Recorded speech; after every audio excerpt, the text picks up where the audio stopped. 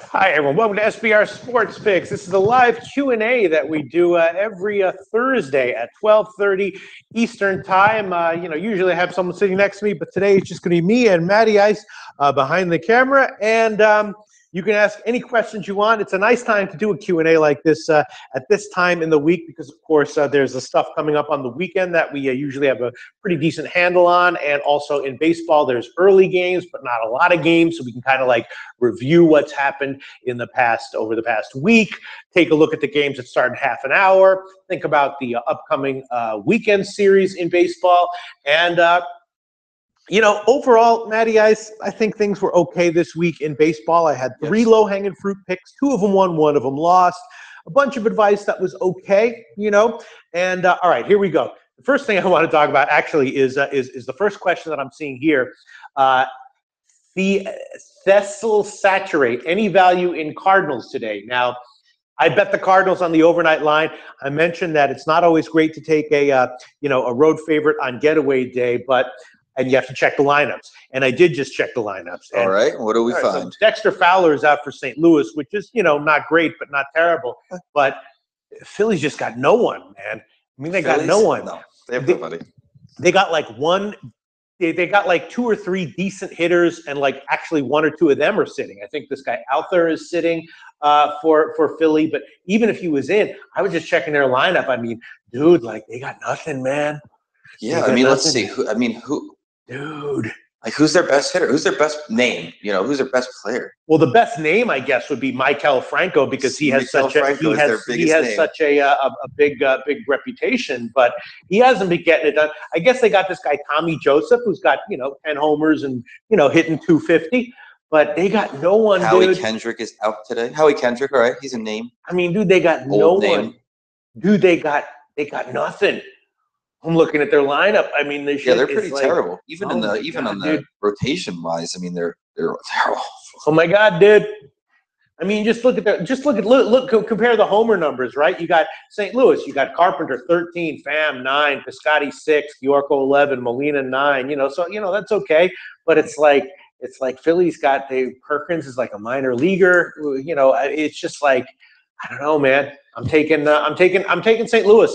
I was thinking about maybe I was going to take back my my bet if I saw lineup stuff that made me concerned, but I'm liking it even more now. St. Louis, and again, I didn't understand why the line was so low on the opening line, and you got a much better pitching matchup. I think an advantage for St. Louis. So I don't know. Hey, if Philly, this is one of those bets where like I've thought about it enough. If Philly actually does win, I'll be fine with my loss. I didn't overbet it.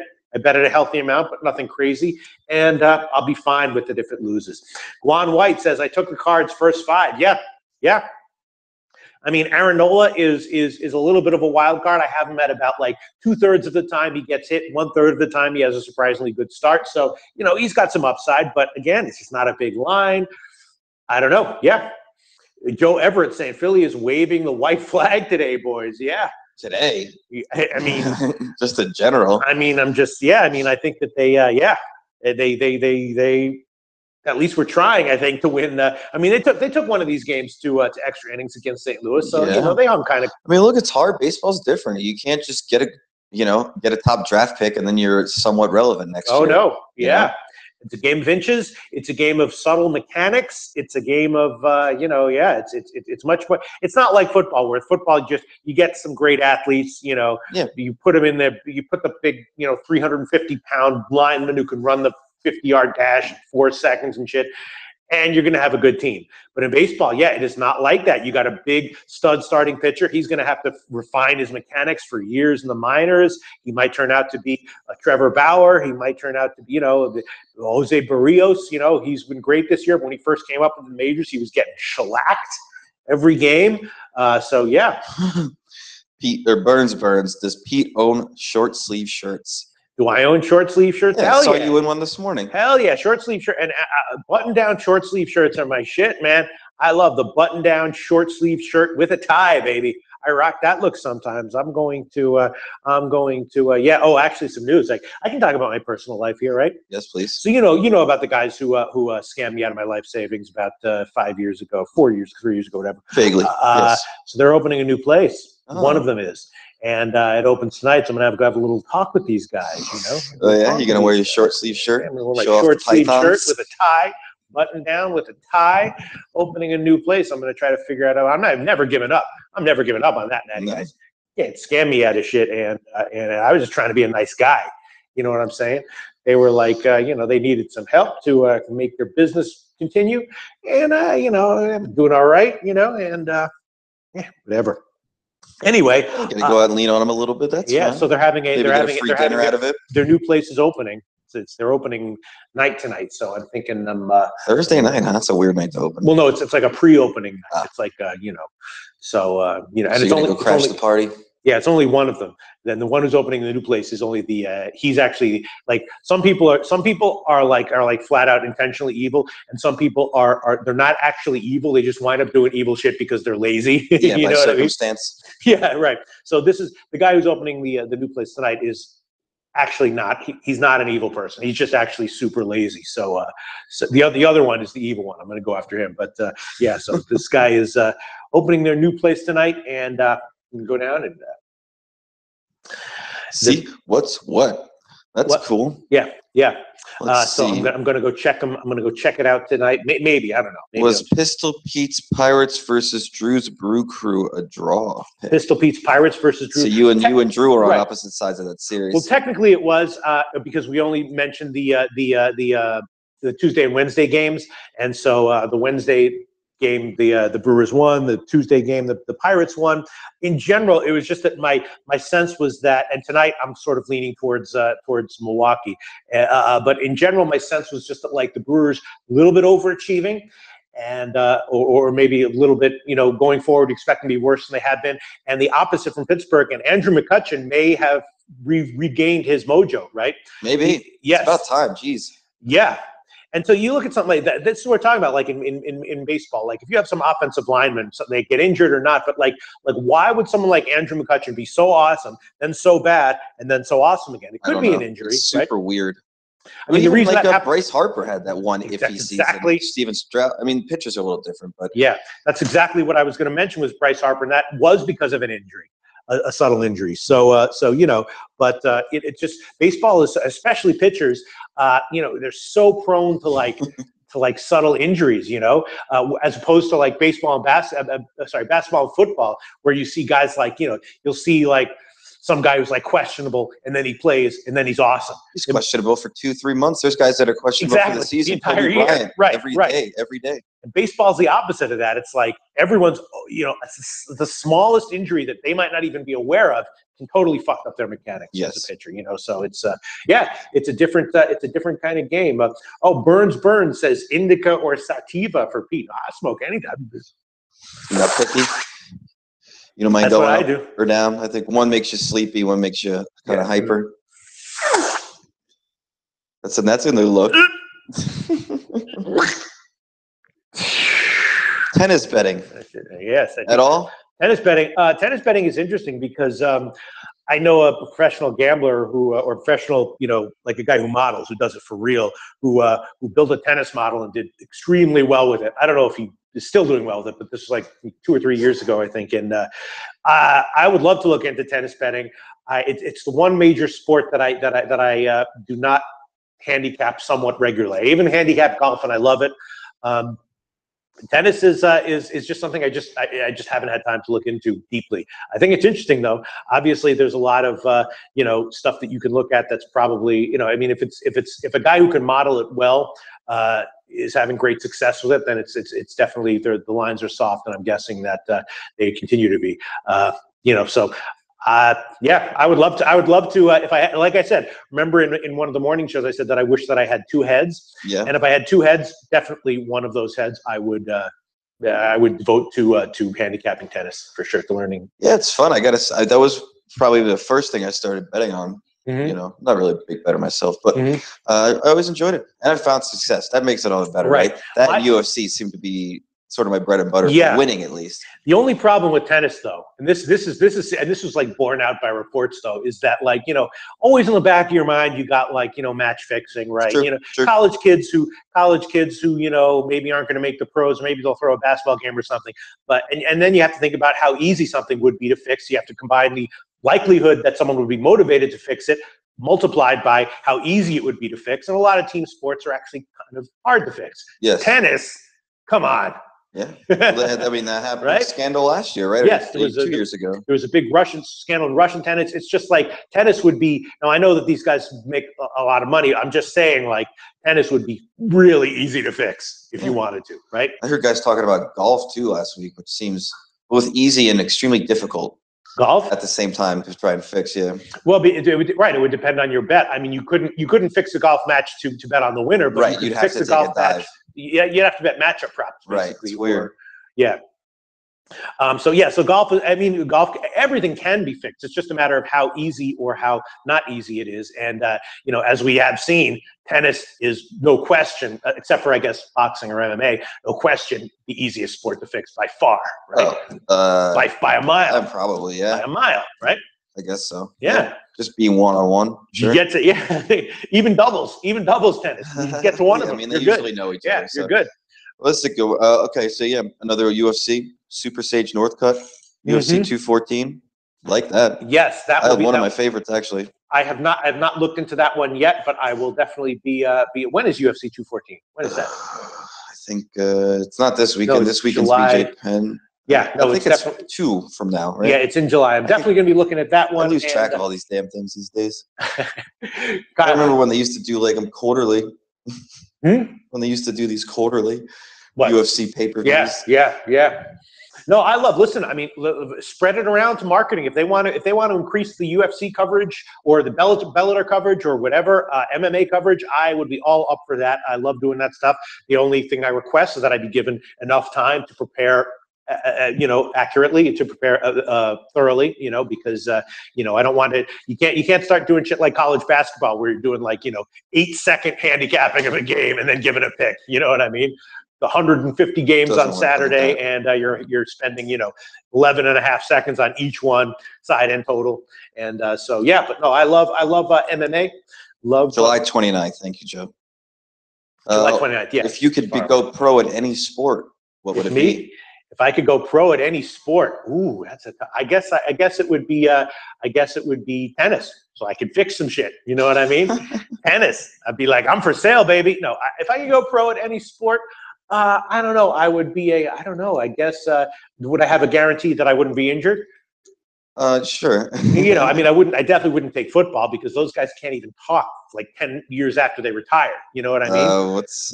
All of them. Yeah. There was whatever, yeah. Like Warren Sapp. Warren Sapp, that's what I was trying to remember. Right. But even like Brett Favre is like all these guys, Wayne, I've told this before, but Wayne Corbett can barely form sentences at this point. I ran into him, and it was sad. Yeah. And I mean the combat sports, the guy died. You saw the guy died, right? Yes. Joe Haig. Yeah, that's really sad. But I mean, listen, if the point of a sport is to knock the other guy out, you're going to have some physical casualties once in a while. You know what I mean? I mean, people are going to get hurt. So I don't know. I guess if it weren't for if I could be guaranteed that I would never be injured, definitely MMA. Because I would go in there, I'd be like Anderson Silva, motherfucker. Something, I'd be sneaky. I'd be putting guys in chokeholds. You're guaranteed that you're just good enough that you're not going to get hurt. Yeah. If there's no guarantee that you get hurt, I guess it would have to be. I guess I want to say NBA. I mean, NBA is the coolest. You know what I mean? If you can break somebody's ankles, that would be. But as far as long-term longevity and money, probably be baseball. Just because And the money. Yeah, I mean the thing is that the NBA guys just have a shorter career, and it's just a lot harder to make a decent amount of money in that one. But the baseball guys, you could be a friggin' utility guy, 0 wins above replacement, and your career earnings would be pretty good. I think. Yeah, I think I'd go with backup quarterback, lifelong backup quarterback. Let's see. Guan White says, "Are you betting on the hot dog eating contest July 4th?" No, I haven't. I just put out an article about that, I think. Although, like, anything, some of those exhibitions, the smaller the market, the more beatable the lines. So I'm sure that it probably is beatable. And I seem to recall that, like, when I covered it last year, the person I covered it with did give a good bet on it. So yeah.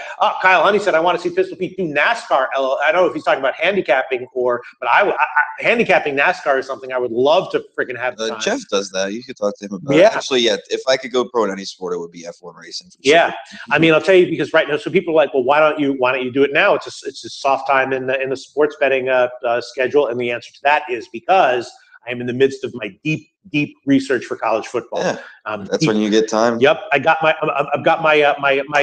Pac-12 research all ready to go. It's 300 pages long, Matty Ice. Now, not all that is like, some of that is like graphics and like, pages that only have 2 words on it because I copy and paste stuff and everything. But I got 300 pages worth of stuff to crunch. It won't take me that long, but I'm doing my college football research right now. Yeah, I got to start ramping up my football stuff too. Mm-hmm. So much work. Yeah, what would be your, Vitola says, what would be your go-to move in MMA? The mustache tickler. Yeah, I would be, the Grim Reaper reach around. I mean, my sense has always been this, and maybe this is not true, but my sense is that, like, peacock guys in combat sports get their asses flattened. Like if someone comes into a fight with like hipster facial hair in boxing or MMA, my sense is always that guy's going to get his ass beat the hell down. You know what I mean? It always is more satisfying. Yeah. I mean, other than Silva, I could say, yeah, for the most part, those peacock guys, as you say, generally do get smashed. The people who do well in MMA are the fucking ones with the crackhead personalities like Joanna Jędrzejczyk. I remember when I first saw the first time I ever saw her, I did 5 seconds worth of handicapping, and my entire handicapping was just looking at her face, and I was like, I'm betting on this chick until further notice. Yeah, okay. Because she's just a maniac, and you can tell, man. Yeah. She's real good. She has no vanity at all. All she cares about is just being psycho and winning, So yeah, my sense is that it would be cool to be an MMA fighter with like a cool look, but those guys always get their asses beat. Let's see. Going run line with Ryu on the mound. Mm-hmm. Jason Bonson asked an interesting question. How far behind are the other NBA teams when you compare against Golden State? The answer to that is historically far behind. We'll see how things shake out next year, and obviously, the early season data will be very telling, and I'm sure there will be a lot of number crunchers who weigh in on that one. But the answer from this past year was that Golden State was historically better than the rest of the NBA ever in the history, and I believe that there was like someone did a study that the Golden State would have crushed the Bulls when they were at their best. Bullshit. That's what I read. I read the study. I think it was on 538.com, actually. You don't think that's true? I don't know. I'm a Bulls fan. I read that article too. Yeah. Yeah. So I would never admit that they were not the best team ever. Yeah. So the question is just, I guess it's like, it depends on who, the Spurs add to Kawhi Leonard, but that could be big. Really. I mean, they're one move away from, because they're young too. Yeah, the Spurs. Yeah, who do they have that they would add? I mean, that they would add to that. Who? Chris Paul. Yeah. Good. All right. So if they add Chris Paul, I think they're still like a notch below Golden State. Yeah, you're probably right. Yeah. So the answer is, I think historically so, and the question is just from a betting perspective, because this past season, Golden State in the regular season, 50-50 ATS. I believe they were. I think they were actually almost exactly, literally 50-50 ATS, which doesn't mean that there weren't spots where they had good value and didn't have and weren't good fades. And as we saw, they tended to be good bets on their first half plays and not on their full game. So I think that probably once again next year, no matter how much the market adjusts, unless the market starts making first half adjustments, which it might do, which we did see in the playoffs, right? The market, very much so. The market was not just throwing out, standard, first half lines where the spread was half of. And they might start doing that next year with Golden State if they start, repeatedly covering first half lines, but not full game lines, as was the case with them at times during the regular season. So that is definitely something to look out for, though. I would look for more of the same from Golden State next year. Likely look to bet on them in the first halves, but not necessarily on the full games, except in some circumstances, and in some circumstances actually to be a pretty good bet as a fade on their full game lines. But the answer is yes. Let's see. That's some great questions here. Vitalis says, Loshak, I ran the numbers from June 2nd to yesterday. If you bet the Phillies every day and faded them, you would be plus 16 units. Yeah, I mean, the Phillies are they do have a great minor league. Their AAA team is great, right? So at some point, when they start bringing up guys, and that might happen in September. So watch out for Philly to maybe be a huge underdog, to continue to lose, be a huge underdog, in July and August, and to bring up minor leaguers and to be a great bet as a big underdog in September. You do see that sometimes. And when teams like Philly are terrible the whole year and then bring up minor leaguers in September, the market does not immediately adjust. At all. It can't, No, they cannot. You can't knee jerk like that. Yeah. So I mean, but I definitely think that until further notice, Philly is just going to continue. In fact, let's check what is Philly's next. What is their next series? I'm going to check right now. Phillies next series. Let's look at their next 3 series, because they might be just a great auto fade, until the All-Star break. Let's check this out. Let's check out Philly. Slow internet here. Okay, here we go. Philly, let's check them out. Philly, slow internet here.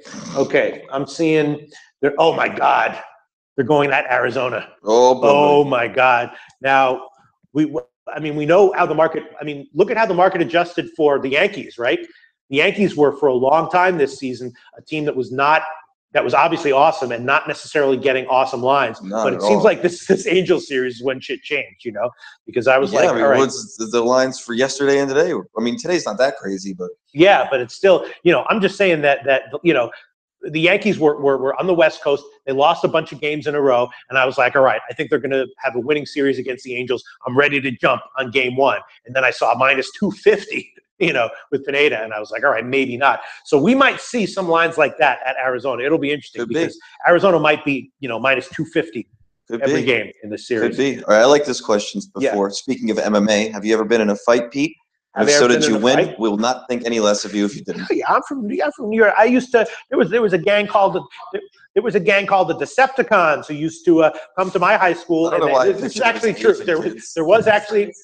You can actually Google this probably. I think you can probably Google street gangs now, and you can tell there was actually the local gang that used to terrorize my high school was known as the Decepticons, and that's some weak shit right there. But they knew they were like, don't fuck with that dude, But no, that's actually not true. What happened was I would just hide. I was very good. I've never been in a fight because I'm great at running and I'm great at hiding. And for some reason, I'm great at blending in. Like for some reason, like when fights would happen, it just I would just be good at blending in. So no, I've never been in a fight, and it's partially due because I'm a little bit savvy at avoiding them. 2, I'm a massive pussy, and 3, I am pretty good at hiding / blending in. When people look at me, they're like, they can't tell if I'm like white or Puerto Rican or Greek or whatever. So like I can't tell what that guy's deal is. I'll just like leave that guy alone. You know what I'm saying? Yes. So yeah. I got a random question for you. Yeah. You just said that you were good at running. You've alluded to one of your little league moments being the highlights of your life. Yeah. Did you ever? What organized sports did you play? Well, I actually. And what was your dream?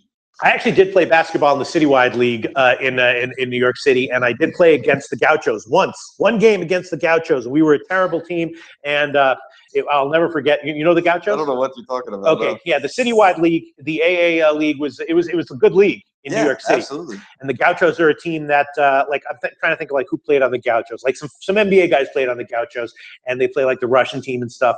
And I played in the citywide league on a terrible team. We got our asses kicked, but I mean it was like just to be in that league, you had to be at least a little bit good, So I did play on this in the citywide league, and we got our asses kicked by the Gauchos and by everyone else, but particularly by the Gauchos.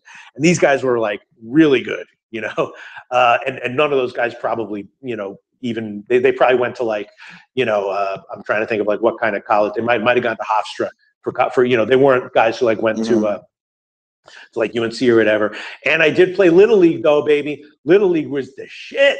Little League was the shit because I remember in Little League there was like the top half of the lineup all had and they would give out the stats, right? The top half of the lineup had like batting averages of like 600 and 700, and the bottom half was always like 0, 0, 0, 0, 0, 0, 0, 0, 0. Yes. And it was Same like was in our league. because they would throw in like 8 and 9 and 10 and 11-year-olds all together, and it was just Little League was fun as hell. Little League was the shit though. Even I never had a bad time playing Little League, even when I sucked. I mean, I can't even remember when I sucked and when I was good. It was just great to be out there. You know what I'm saying? So yeah, I played basketball a little bit in New York City, and definitely played Little League, right? Definitely. Yeah. Didn't you have some moment or something? I don't know. Yeah, I just had one moment. I can tell that very, very quick story. It was just because another thing they would do is they would give signs that you would never use, like like signs. Like oh my God, I remember that. Like like I'm 8. I don't know. Yeah. I can barely even speak. But I think they thought that we thought it was cool, which was. But I remember it was cool. because I had a kind of a good memory, and I still kind of do, right? So they gave us signs. All right, there was this one game where it was like a huge game, and I remember this all the kids. Oliver Ott. Little kid must have been like 4'2" and had like like the loudest piercing voice, and he was like, we needed a hit, right? It was like the bases loaded or something like that. He was like, if you get a hit, Pete, I'll buy you a piece of pizza. He was like, I'll buy you 2 pieces of pizza. I'll buy you 3 pieces of pizza. Yelling out, everyone's yelling, right? And so it's this big situation, right? And this was when I was like still sucked, right? And I just didn't have the bat speed. Now what I realize now is they tell you to bat like this, right? But 8 years old, you don't have bat speed. What you should do is just bat like hold the bat out in front of you. And when the ball comes, you go bang like that. Yeah. But so here's what happened. So I sucked, right? And but I'm like 8 years old, whatever, 9 years old. And I look at the third base coach just because that's what the big leaguers do, right? And he touched his ear, and then I'm like, all right. Then I turn around and I was like, and for a second I was like standing there and I was like, wait a minute. He touched his ear. That's the bunt sign, isn't it? I was like, I'm pretty sure that's the. And then I was like, wait, is it? Because we never used those signals, everything. And I was like, is that the bunt sign or is it not? No, I think it is the bunt sign. And so I'm standing there looking into the distance, and then all of a sudden I look up and realize that not only is the pitcher already wound up, the ball's already coming. I've got the bat right in front of me. The ball's right there. Smack this shit. Ground ball that no one can field, and we win the game, and everyone's yelling and everything. If I had been holding it back like that, there's no way I would have been able to get around on the ball. But so that's my big story, and we won. I like that. So yeah. The moral of the story is motivate people with pizza. No, the moral is there's a lot of morals to that ignore story. hand signs. The moral of the story is actually the moral of the story is find success, look at situations realistically, and don't do what people tell you. Because if the coaches are all telling these 9-year-old kids to, like, if I had just been holding the bat out in front of me my whole Little League career, I would have hit like 300 or something. But it's like they tell you to bat, to put the bat back, which is just, it's great for like, Aaron Judge or a major league hitter. But if you're a 9-year-old kid who weighs, 85 pounds and your bat speed is like, 6 miles an hour, you're not going to get around on any pitch. You know what I'm saying? It's true. No, you're absolutely right. I was terrible at baseball, so I know all these feelings. I remember we went to a minor league baseball game and they gave us baseball bats, real game used baseball. So that was my baseball bat. And I was like this big, like a little peanut. Right. It was just like a little decimal point out there with this. I would with like a 35, 42 ounce bat try to swing the stick. Right. Well, yeah, right. Because I mean, that was one thing that everyone figured out. They were like, all right, just use metal bats at least. No one used wooden bats except for like the hipster. No, I mean, that was cool. Yeah, I was ahead of my time.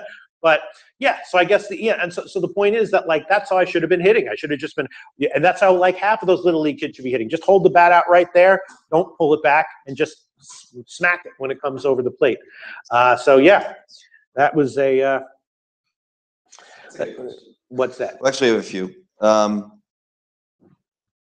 forgot one. Hold on. No, there were some good ones. Oh yeah, if you could bring anything from New York here, what would it be? If I could bring anything from New York here. I bring one of those fucked up, neurotic chicks that likes guys like me, likes guys like fucking like Jerry Seinfeld and whoever from New York City, and I'd bring one of them down here, and we just have a wonderful time. Just ruin her life. Yeah, just ruin her life. Fucking depressed, neurotic, annoying NYC chick. I know the type. Those are my girls. You know what I'm saying? Like annoying, like they think they're smart but they're not. Like those, that's my type of chick. Oh, they're tough. I know plenty of them, but I don't think I can get one. All right, another good question. What are your 3 like automatic? I'm swiping right on Tinder like qualifications. If you see something, automatic 3 qualifications. Yeah, like if you see something on Tinder, like for me, it would be like. Actually, I didn't want to say that. It's just, do they look good? Do they look good? You know what I'm saying? I mean, what do we mean?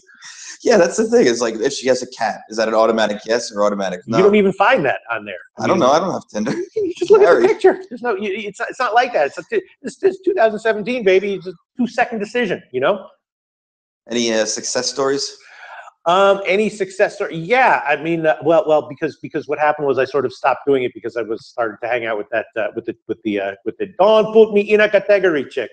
So I stopped going around with that, and that story actually ended. That's like tragedy. No, it's just like I don't want to say it because it's like. You don't want to put it embarrassing to her, but it's like you'll laugh when I tell you what the real story is. I mean, it's like classic. But yeah, let's see. Let's see. Any other questions here? Has anyone seen Two for the Money? Actually, no, I've never seen that movie. Is that a good movie with Al Pacino and McConaughey? It's the one where it's about. I've never seen it either. No. Yeah. I've used quotes from it a lot, but I've never seen it. No, I've never seen it. Jim Bean said, "Pete, did you ever hit a home run?" No, I don't think so because we had we played in one of these like fields where it was like the home run fence was. Yeah, they did that with the kids. They were like 532 feet fences. We had that shit too. Yeah, absolutely.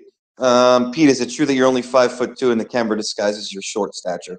That I'm only 5'2" and that no, it's not true. Actually, we have you see it on a bunch of phone books right now. Oh, there you go. There's like, yeah. Okay, let's see. Other questions here. Other questions. Let's see. Oh, here we go. Travis Rodriguez says, coffee, good marijuana, and this show, the 3 keys to MLB profit. Thanks so much, Travis Rodriguez. Although, I don't know, marijuana, for me, it's like, I don't do any thinking. I don't do any, like, really thinking in this world. Like, I think with my third eye. Yeah, you're in the cloud, and man. yeah, like when I try to look at baseball statistics with my third eye, it's a disaster. So no, I don't handicap with the good marijuana. But yeah, thanks for that. Thanks for that comment. Ezen Zolfagari from a while ago said, "I love when Golden State cashed 27 straight unders." Yeah. Golden State was, listen, with these kinds of teams like Golden State, there can be great value. It's just not necessarily the value that would be obvious.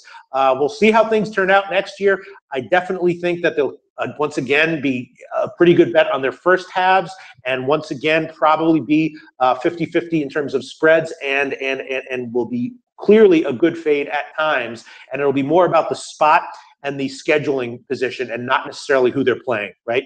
Because Golden State can blow out any team by any amount, basically, if they want to, right? So it's much more about their motivation than about the team they're playing against. That would be my advice on handicapping Golden State this upcoming season.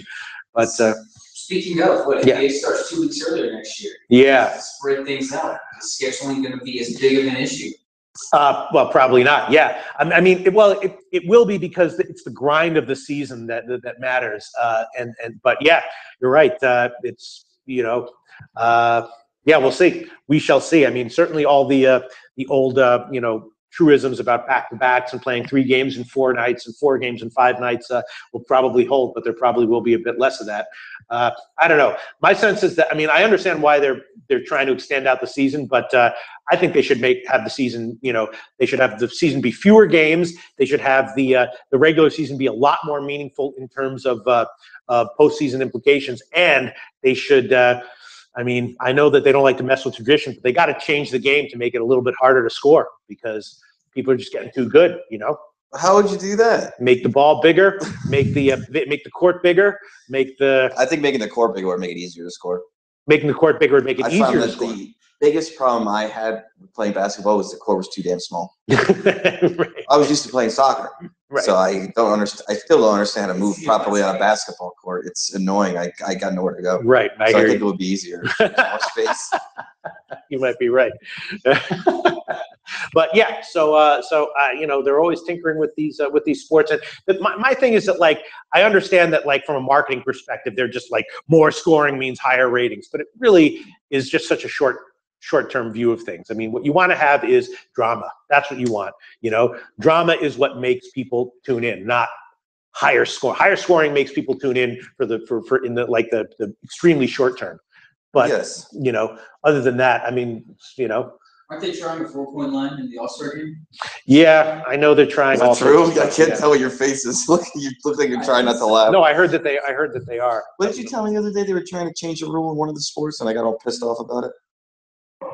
And maybe I was talking to Drew. I can't remember. It seemed very stupid, though. Yeah, Jansen Bonzone says Soccer 60 minutes. Yeah, fuck that. Jansen Bonzone says move the 3-point line back. Yeah, because as of right now, and it's interesting because basically, like, the mid-range 2-point shot has become completely, an anachronism. True. You look at the shot charts; it's all layups or threes. Except for guys like Damari Carroll. There's a few guys who are like, you know, anachronisms, and they're like, you know, old school players, and they have success with it. Like but Paul Gasol. Right, and you can't argue with that strategy, because basically you want to get fouled, a dunk, or hit or a 3-point shot attempt with a good percentage. And you know, it's the same thing with like resting players. You can't get mad at teams for maximizing their strategy. You know, if you don't want teams to rest players, change the friggin' rules. Yeah. But what you don't want to do is have a bunch of rules that incentivize a certain behavior and then get mad at teams for doing that. It's ridiculous. I don't like these things anyways. You know, people come to pay. All right, fine, whatever. We're here to win, okay? Exactly. I don't give a shit if your kid doesn't see LeBron James play. Yeah, exactly. Exactly. Like, you know that they don't care. Why would they care? And it's just getting mad at the wrong things. If you can't look at what the incentives of a system are, and then try to maintain those incentives, but then try to make it illegal for people to actually do those things. It's just the wrong way of doing it. What you do is you change the system to make it the way you want it to be. Well, right? They're also saying that the teams are playing a lot faster now. Like, teams actually in the 90s had more possessions per game than they do now. Mm-hmm. Yes. So it's just the score was higher. Yeah. Generally in the 90s. Jensen Bonzon playing players are now much taller in the past, so raise the net. I agree with that. I totally agree with that. Of course, that would fuck up some people who have honed their skills for a certain that height. Would fuck everything up, because your angle of the ball shot would change. It's not just about slam dunk. All I'm saying is, you can lower it by a foot, and it would still make it difficult too. So Sana says, "Hey, Pistol Pete, you ever had a mullet?" No, but I would like to have one now. Maybe I might cut a mullet in there. I don't know how you, but because not only that, but like a bald mullet is even cooler than a mullet. Like a thinning mullet is like straight up WWF. Yes. I would love to get a mullet right now. Is that called a skullet? That's a name? Holy shit! It's called a thinning skullet or whatever. I would love to do that, man. I would love to cut a mullet into this shit for football season, baby. Playoff skullet. Yeah, that's hilarious. I never had a mullet, but I would definitely do that 80s. Right now. I'm working on one. A little bit. I'm not cutting my hair. I want to get a cool one. There are probably some hair cutters here who in Costa Rica who could do that. Yeah, for sure. So anyway, my only point is just that, like, increasing scoring is not the way to increase attention and to increase ratings. Increasing drama and increasing competitiveness is the way you do that. All right. So that's about it. I guess we can wrap it up here, right? That's scary. I guess. I don't know. Yeah. I don't really feel like going back to the real world. We got the White Sox. Straight up dusty roads.